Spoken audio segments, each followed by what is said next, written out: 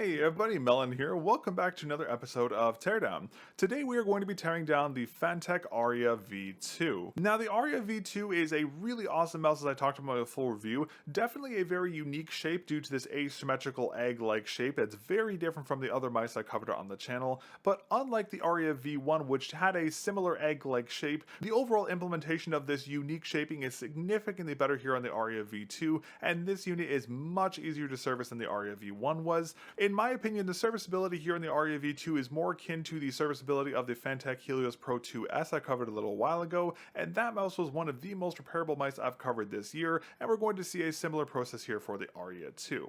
But while the mouse is very easy to service, I still wanted to make a full teardown guide to show you guys how to properly and safely take apart this mouse, as well as talk more about the internal construction, talk about weight and modding optimizations, and all that other fun stuff we cover here when we do teardown videos. But before we get into it, as always, you will need a couple things to do your teardown. Firstly, having something like a microfiber cloth to keep your mouse in place or a mat of some variety will be very helpful. Having a precision set of screwdrivers is also very helpful. Thankfully, all the screws inside the Aria are just standard Phillips heads, but they do vary in size, so having some precision bits will make this much easier. And of course, you need something to keep track of your screws. I like to use an ice cube tray, but you can use pretty much whatever you want for this. But once you have all these things, you are ready to go ahead and tear down your FANTECH Aria V2, so let's go ahead and get right into it. Alright, now the first thing you're going to want to do is you want to go ahead and flip your mouse over and remove your stock skates if you haven't done so already. This is very easy to do as the mouse does have skate removal ramps, so it's very easy to remove the stocks or whatever aftermarkets you put on here, but you will want to remove these so you can gain access to the 4-axis screws, which are located here, here, and here. We'll go ahead and take those out first. And then once those are taken out, you can go ahead and disconnect the shells. Now the seam that runs between the top and the bottom shell is very low to the shell here, but it tapers up much higher here. So you can take two of your fingers and make a bit of a claw, put a little bit of pressure towards the back, and you can see the back will crack open like that. Once that's done, take your fingernail or a pry bar and just run it along the side of the mouse. There is a clip here, here, and here, so you just want to make sure you hear a click before you remove the shells, and then once that's done, you can gently pull apart the shells. Now, there are some ribbon cables running to the side here, as you can see here, but thankfully, just like we saw in the Helios 2 Pro S, they are JST connectors. There are no ribbon cables inside this mouse, so it's very easy to disconnect these. So all you want to do is just get your fingernails on the side here and just gently wiggle up, and with enough pressure they will pop off, and then you can go ahead and disconnect the top and the bottom shells. Again, I'm really happy to see a JST connector for the side buttons here. This is something I wish we saw in more mice, but out of all the mice I've covered this year, the only two brands that actually do this is FANTECH and Endgame Gear, which is why both of those brands have the most repairable mice I've covered this entire year. So I'm very happy to see this again, as it just makes it very easy to disconnect the top and the bottom shell. But now that we have the shells disconnected, we can go ahead and put the base off to the side for now, and let's talk about the top shell first. So the first thing we can do here is we can go ahead and remove our side button PCB here, which is going to be very easy to do, as all we need to do is remove a screw from here and a screw from here. And then once those are out, just take your finger and just go underneath the side here and pull this up, and then you should be able to pull up from this side as well, and the board will come off in just one simple piece. One really nice attention to detail here again is that it is a double-sided JST connector, so it's very easy to replace this cable if it gets damaged, which is a fantastic attention to detail that again I wish more brands did, as ribbon connectors are much easier to break than these are. And then next we can go ahead and take out our side buttons. Now our side buttons are anchored in the standard methodology where there's these little clips on the side here and here. So to remove them, all we do is just take a fingernail underneath, pull up, and you can pull the side buttons out just in one solid piece, just like this. Again, these are a bit of a unique side button as they're very thin, much thinner than the other side buttons we've seen, but they're still actually surprisingly usable despite their smaller surface area, which is great to see. Now, normally on a teardown, the next thing we would do is remove the main clicks, but unlike the Aria V1, which had the modular main clicks, these ones are in a much more traditional installation method. However, as you can see up towards the top of the click, these ones are much more stabilized, as there's actually two stabilizers for each click, one here, and here. And this does make it very difficult to get these clicks out, and in order to do so, you have to put a lot of pressure on this part of the click here, which is the part that's responsible for your retention. So because of this, I'm actually not going to remove the main clicks, as if you try and get them out, there's a higher chance you're going to actually damage your main click than actually get them out in one piece. Now, this isn't that big of an issue in terms of overall serviceability, as the chance of you actually damaging a main click is next to nothing, but I'm not going to take these out for the sake of this repair just because it's so easy to damage the main clicks. So I would advise against removing them unless you absolutely have to. If you do have to, you can pull up from the bottom here, click them out, and then pull them out from the front, but you have to undo the stabilizers up at the top here, so it can be kind of hard to actually get them out of the shell, as I mentioned earlier. So again, they are removable, but just they are much harder to remove than the clicks we saw in the Aria V1 or the FANTECH Helios Pro 2S, so I'm not going to remove them for this review just because they're so easy to damage.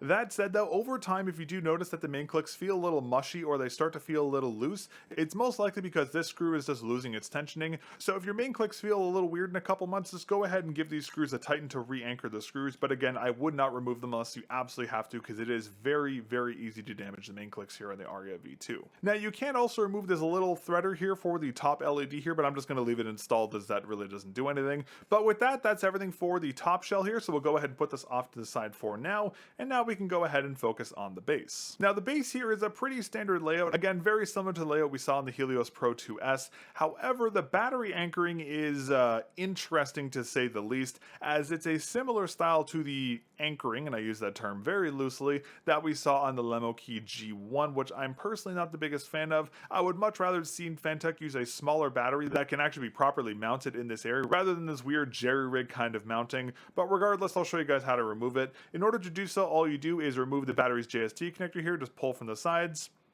pull up just like that, and then you can just go ahead and remove the battery, and it does come off surprisingly easy, because realistically speaking, this adhesive pad is only holding on to this like tiny little subsection of the main board here, so it is very easy to remove. But again, I would have much rather seen a smaller battery here, just because this is a bit of an interesting mounting mechanism. I guess to be fair, the battery is being held in by this little stabilizer up here, but again, I'm still not the biggest fan of this kind of anchoring. I would much rather see an anchoring methodology like we saw on the original Aria or the Helios Pro 2S. Now with the battery removed, we can go ahead and remove our main board, which is again very easy to do. All we have to do is remove a screw from here, here, and here. And then with all the screws removed, we can go ahead and remove the board. All you have to do is pick up from the bottom and just pull straight up like this, pulling the scroll wheel off of its standoffs, and the main board will come out in one solid piece.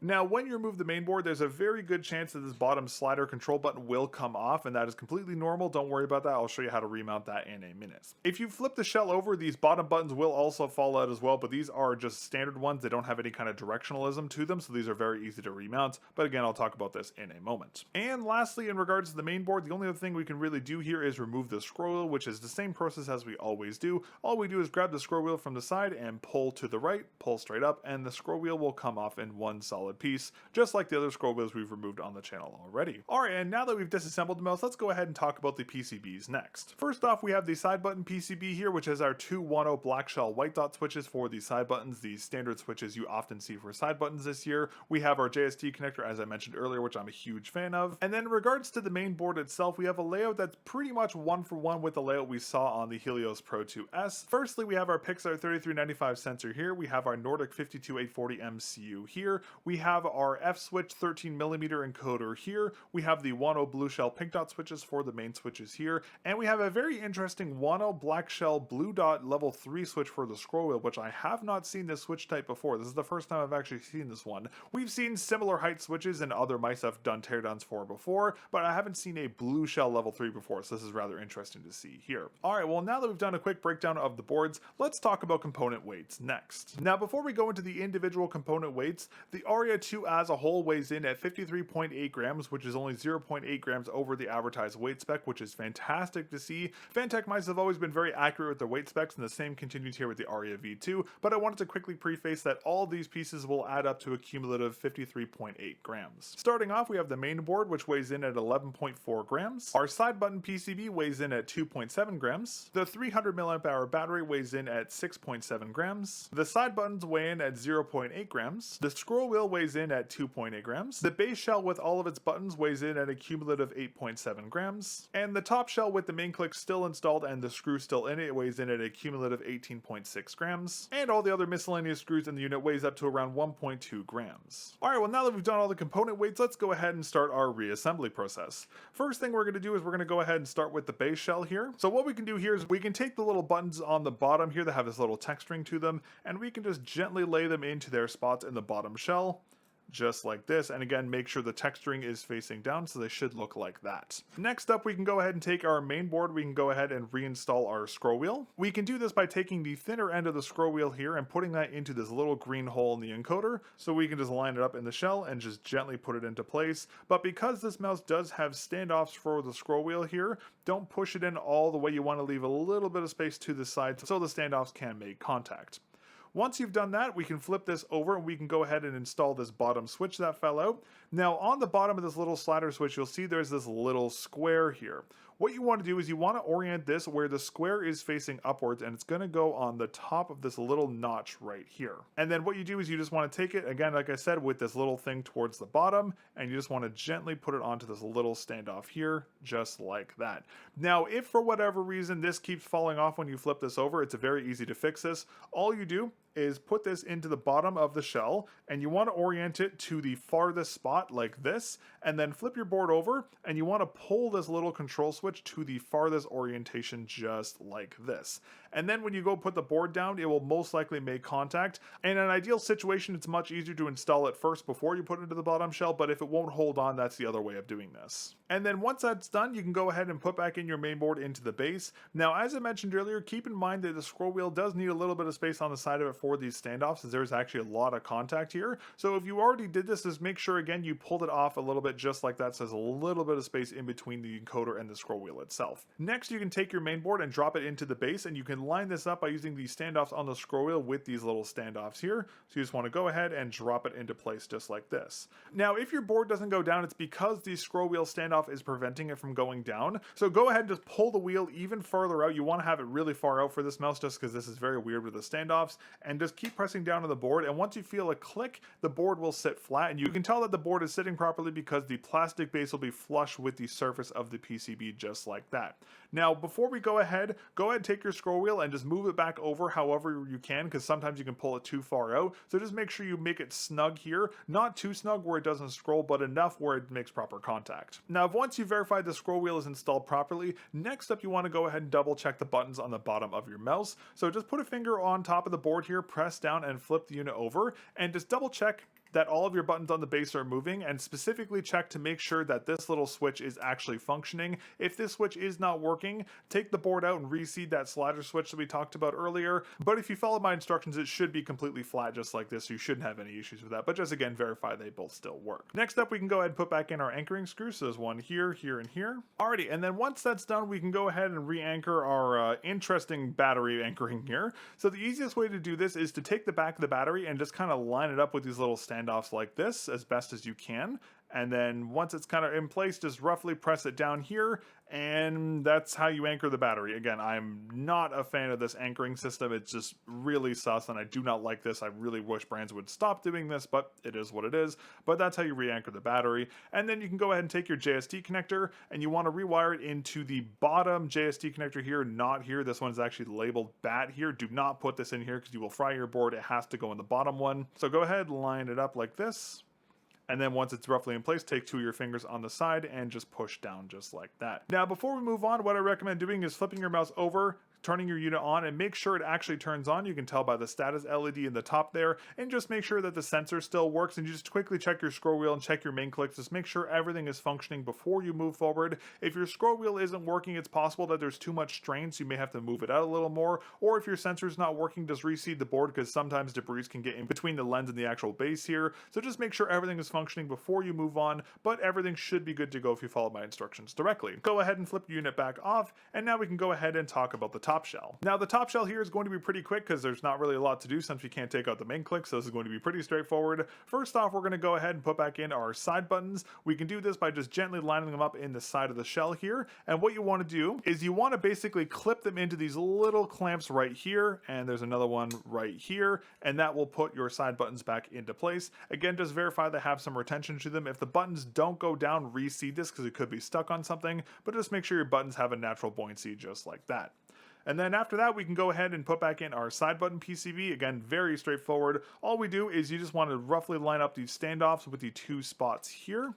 sorry, the camera focus. You just want to roughly line up like there, press down on these two contacts, and again, make sure the plastic is flush with the PCB surface, and then we can go and put back in our 2 anchoring screws. And then once that's done, that's everything for the top shell. So let's go ahead and put them back together. Now again, since this is going to be using JST connectors, this is going to be very, very easy to do. All you want to do is roughly line up the shells together as best you can, and then you just want to take this JST connector and just roughly seat it into its connector just like this. And once you get it roughly in, just take another fingernail and press it into place just like that. Now again, just like we did when we finished up the main board, I'd recommend flicking your unit on and making sure that everything is still functioning. Most specifically, check your side buttons. The main clicks we already checked earlier, but make sure your side buttons work. If they don't work, reseed this cable. If that doesn't fix it, reseed the other side of the JST connector on the top here. That's most likely the issue, it just probably didn't make proper contact. But once you've verified that the side buttons are working, you can go ahead and wrap up your teardown. Go ahead and flick the unit back off, and then once you've verified your side buttons and the rest of the unit are functional, to go ahead and turn the unit off again, and we can go ahead and reconnect the top and the bottom shells. Now this is pretty easy to do as they kind of naturally fit into each other, but you just want to naturally line up the shells as best as you can, and then just press down, specifically on the corners here, to clip the shells back together. You'll probably hear a couple clicks when you do this, and just look to make sure that all the clips made proper contact. Again, the clips are here, here, here, and here. There isn't one back here, so the primary areas you want to worry about is here and here. But once you've verified that the top and bottom shells have made proper contact and there's no gaps in the seam here, you can go ahead and put back in your 4 base screws. And then once that's done, again, just verify that the top and bottom shells have made full contact and there's no gaps here. And then you can go ahead and reinstall your preferred set of skates, either the extra set of stock skates as included or aftermarkets. And that is everything. You've successfully taken apart and reassembled the FANTECH Aria 2. Overall, a very serviceable mouse. The only exception to that is the main clicks, because they are very difficult to remove without breaking them, which is a little unfortunate to see. And out of everything, the main clicks are probably going to be the thing you're going to be replacing the least, so I'm very happy to see that the rest of the unit is still as serviceable as other mice. The only exception, of course, is the main clicks. But overall, still a very serviceable unit, and again, I love to see the JST connectors on the inside for the side button PCB. That makes disassembling this mouse so easy. So any kind of maintenance or modding or anything you want to do in this mouse, such as putting in a smaller battery, is going to be very, very easy on this mouse, which is awesome to see. Again, I have to give huge props to FANTECH here, because they're the only other brand aside from Endgame Gear that is making extremely serviceable mice, and I really hope we see that continue on their future launches, because again, I love how serviceable their mice are, and I'm very, very happy to see the overall level of serviceability here on the Aria V2. But that's going to be everything for today's episode of Teardown. Thank you very much for watching. Big thanks for FANTECH for sending over the Aria 2 for review. If you did miss my full review for that, I will have that linked at the end of this video, so if you want to learn more about this mouse in terms of performance and how the mouse feels, you can go ahead and check that out. Thank you very much to all of our channel members. Your support makes what I do here with the Teardown project and of course the in-depth reviews possible, so thank you very much for your support. If you would like to support what I do here on the channel with the Teardown project and the in-depth reviews, you can become a member here on YouTube for only $2 Canadian a month, and that is one of the best ways to directly support the channel, so thank you very much for your support. Alternatively, you can use code MELON with a 0 over at Lethal Gaming Gear, Met Keys, Potent Gaming, and TJ Exclusives to save a couple bucks off your order and of course help directly support the channel. But that's everything for today's episode of Teardown. Thank you very much again for watching, and I'll catch you all in the next episode. Peace.